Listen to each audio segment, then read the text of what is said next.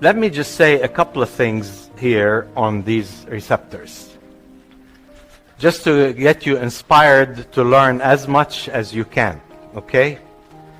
First of all, 3 years ago, there was 3 or 4 years ago, there's a Nobel Prize awarded for some discoveries regarding G proteins coupled receptors. Actually, it was the second time that Nobel Prize was awarded. The first time was awarded in the early 90s for the initial scientists who discovered the G protein coupled receptors, the discovery of those receptors. So, very important area in biology and medicine. Second thing that will inspire you even more is that hopefully when you're out practicing,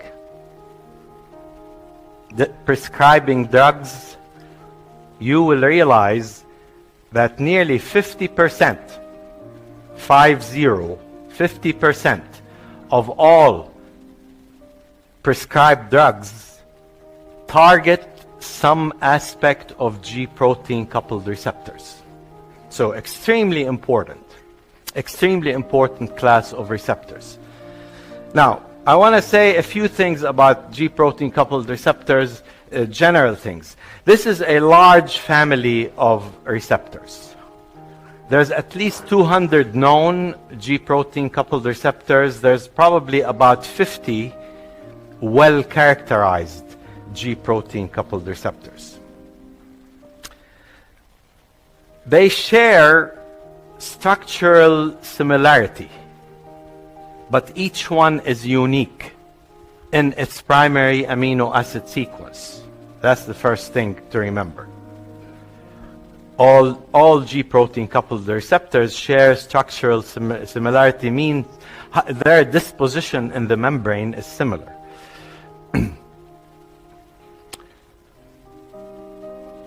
Let me go back up. Why are they called G protein coupled receptors? They're called G protein coupled receptors because they transduce their signal through a GTP binding protein. That's why it's called G protein on the intracellular side.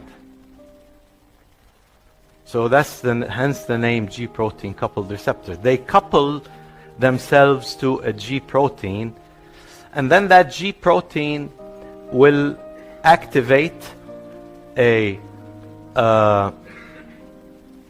specific intracellular enzyme. Usually we call that an effector enzyme or a target enzyme. And then that enzyme is going to produce a molecule that was previously absent inside the cell.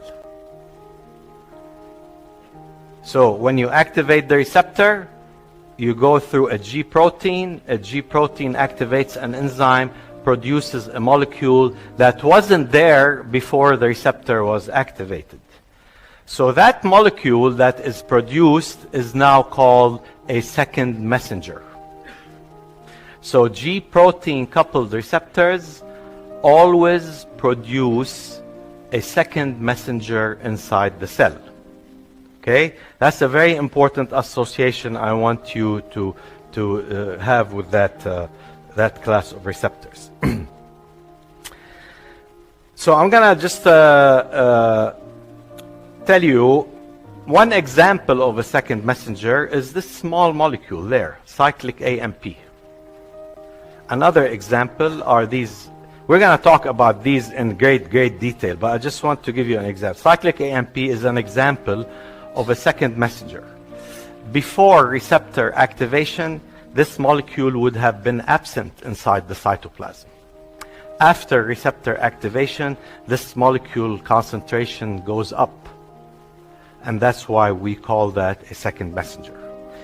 Second important feature about second messengers is that they are typically small organic molecules. Okay? They are not proteins in nature. They are not peptides. They are typically organic small molecules. Here they are. Here are the examples. Cyclic AMP is one, IP3, inositol trisphosphate, diacylglycerol, calcium, cyclic GMP, nitric oxide. We'll talk about all of these actually today and to varying extents, but these are, I want you to appreciate just the idea, or the nomenclature. Second messengers are typically small molecules that are not present during the resting state of a cell.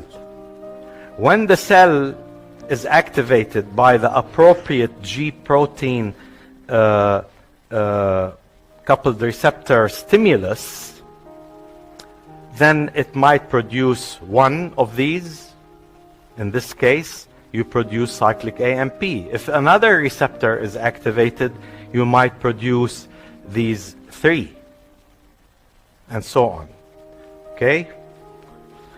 So here's the general kind of configuration of G protein coupled receptors in the membrane. Again, I'm going to try to really use this to just give you some key conceptual things about G protein coupled receptors to help you sort of solidify this all that information.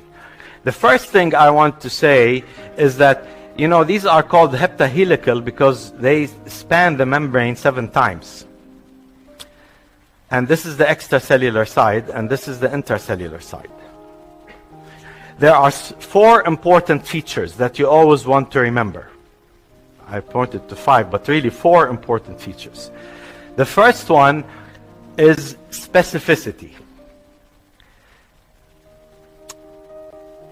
Let's say this is a beta adrenergic receptor.